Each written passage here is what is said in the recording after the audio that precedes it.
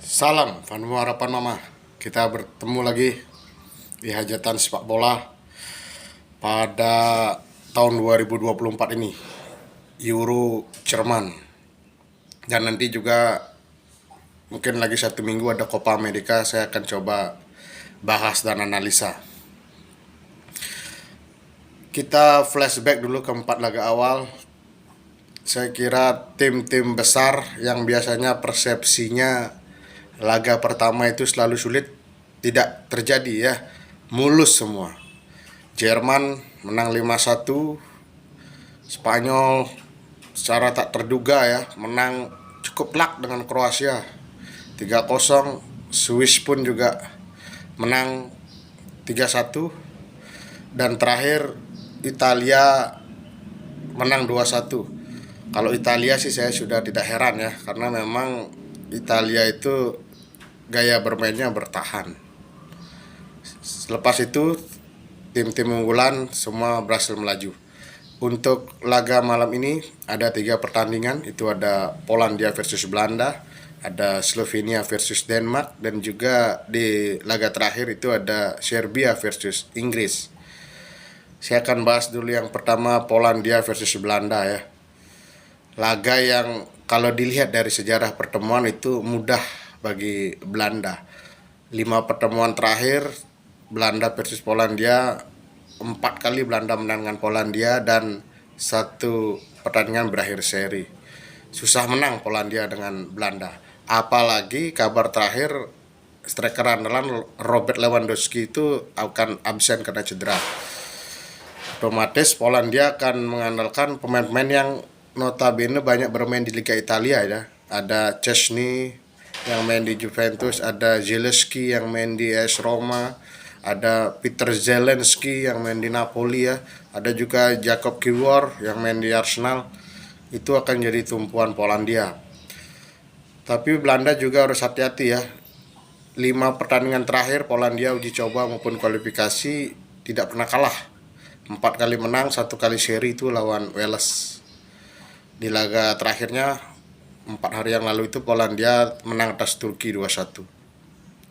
Belanda saya kira selalu diunggulkan di turnamen, tapi kali ini ada sedikit kendala. Frenkie de Jong itu absen, otomatis kekuatan Belanda pasti akan berkurang.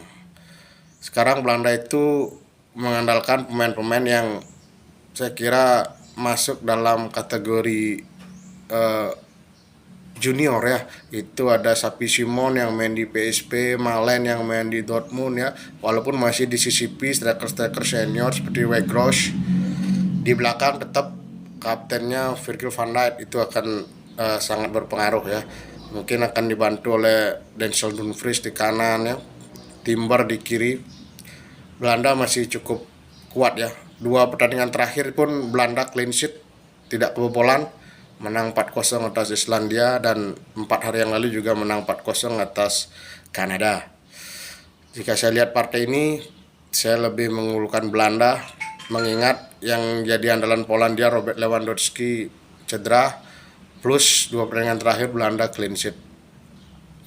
Laga kedua itu Slovenia versus Denmark ya. Kita ketahui Slovenia itu sudah lama sekali ya, 24 tahun tidak pernah main di Euro. Sekarang datang dengan pemain yang lagi bersinar ya, Benjamin Sesko. Itu main di Leipzig. Kipernya tetap kiper ATM, Oblak. Akan bersua Denmark yang kita ketahui 4 tahun lalu tim yang penuh kejutan bisa masuk semifinal, dan ada sempat tragedi Eriksen ya pada saat itu. Saya kira ini partai yang akan seru, tapi kalau kita lihat dari sisi pertemuan memang Slovenia sulit menang atas Denmark. Kita ketahui Denmark juga atas Slovenia 5 kali pertemuan itu Denmark menang 4 kali atas Slovenia dan 1 kali berakhir seri. Cuman Denmark ini kan seperti julukannya tim dinamit ya, meledaknya itu biasanya di saat-saat krusial. Makanya ini di momen-momen awal ini harus berhati-hati Denmark menghadapi Slovenia. Tapi saya lihat dengan sokongan itu masih ada Damsgaard, Holjon, juga Christian Eriksen yang sudah bisa kembali bermain. Di belakang ada Christiansen, kipernya masih Schmeichel. Dengan melihat juga track record pertemuan terakhir, apalagi ini kan dua tim ini sudah pernah tergabung pada saat kualifikasi. Dan Slovenia terlihat kesulitan lawan Denmark ya, di kandang Slovenia itu seri 1-1, lalu di kandang Denmark Slovenia kalah 2-1. Tapi jika melihat ini adalah laga awal dan sudah saling mengenal karena sempat bertemu di kualifikasi, saya lebih mengusulkan Denmark akan unggul tipis atas Slovenia. Laga terakhir Serbia versus Inggris ya. Kita ketahui Inggris adalah finalis 4 tahun yang lalu, kalah adu penalti dari Italia.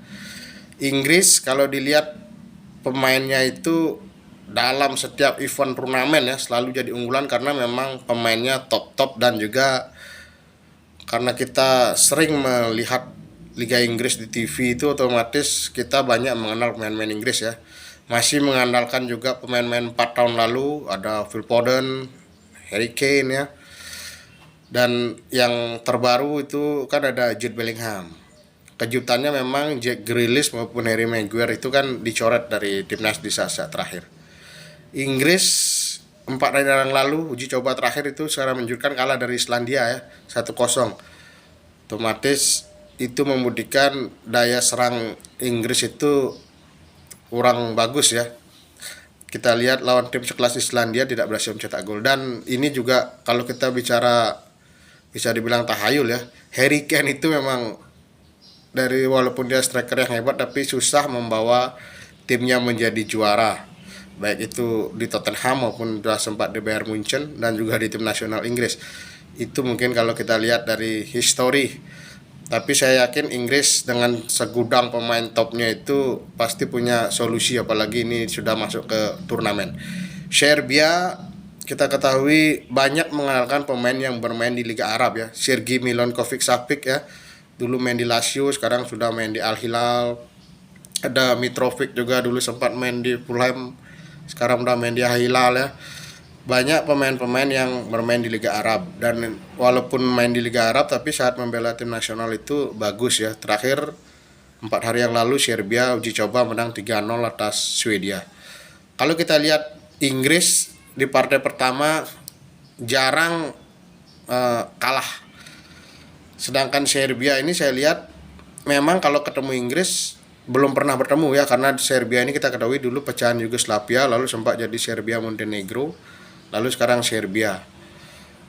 Kalau kita lihat secara pertemuan yang belum pernah bertemu, baru-baru mengenal dan masuk ke turnamen di awal pertandingan, saya kira mental pemain Inggris lebih bagus atas Serbia. Tapi saya tidak melihat Inggris akan menang banyak gol atas Serbia. Cuman Serbia harus hati-hati. Serbia punya histori yang buruk. 2006 Piala Dunia main juga di Stadion of Shackle. Serbia kalah 6-0 oleh Argentina pada saat itu ya. Masih Serbia Montenegro pada saat itu. Bermain di stadion yang sama. Tapi saya melihat partai ini akan ketat, tapi saya masih lebih mengunggulkan Inggris. Itu aja yang dapat saya sampaikan. Salam Fan Harapan Mama TV.